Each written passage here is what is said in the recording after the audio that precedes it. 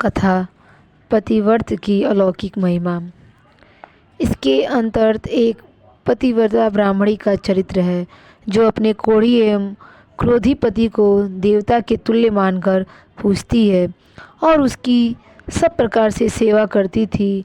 एक बार वह पतिपरायण देवी पति की आज्ञा से उन्हें कंधे पर चढ़ाकर एक वैश्य के घर ले जा रही थी। रात्रि का समय था। मार्ग में एक सूली थी जिस पर चोरी के संदेह पर एक निरपराध ब्राह्मण को चढ़ा दिया गया था। अंधेरे में न दिखने के कारण उस कोढ़ी ने पैरों से छूकर सूली को हिला दिया, जिससे ब्राह्मण को बड़ा कष्ट हुआ। उसने क्रोध में भरकर श्राप दिया कि जिसने सूली को हिलाकर मुझे असीम कष्ट पहुंचाया है उसे सूर्योदय होते ही प्राणों से हाथ धोना पड़ेगा। इस पर उस पतिव्रता ने अपनी पतिव्रत के बल से सूर्य का उदय ही रोक दिया। इससे जगत में बड़ा हाहाकार मच गया। स्नान, दान, अग्निहोत्र आदि सारी धार्मिक क्रियाएं बंद हो गईं। इस पर देवता लोग भयभीत होकर ब्राह्मण जी के पास गए।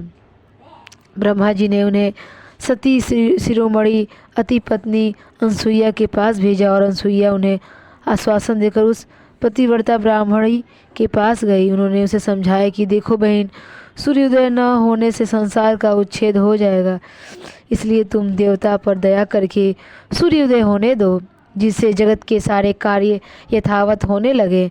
रही तुम्हारे पति की बात तो तुम विश्वास मानो, मैं उन्हें पुनर्जीवित कर नया एवं स्वस्थ शरीर प्रदान करूंगी। ब्राह्मणी ने अनसुईया की बात मान ली और उसने सूर्योदय को रोकने का संकल्प छोड़ दिया।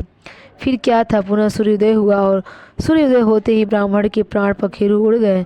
देवी अनसुईया उसी समय वह संकल्प किया कि ब्राह्मण रोग से मुक्त हो, फिर से तरुण हो जाए और अपनी पत्नी के साथ पुनः 100 वर्ष तक जीवित रहे। बस अनसुईया के इस प्रकार संकल्प करते ही ब्राह्मण रोग मुक्त तरुण शरीर से युक्त होकर पुनः जी उठा।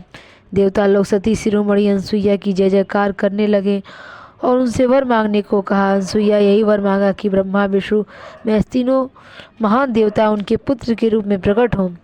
देवता लोग तथास्तु कहकर अपने अपने स्थान को चले गए। इस कथा से पता चलता है कि पतिव्रता स्त्री अपने पतिव्रत के बल से क्या नहीं कर सकती है।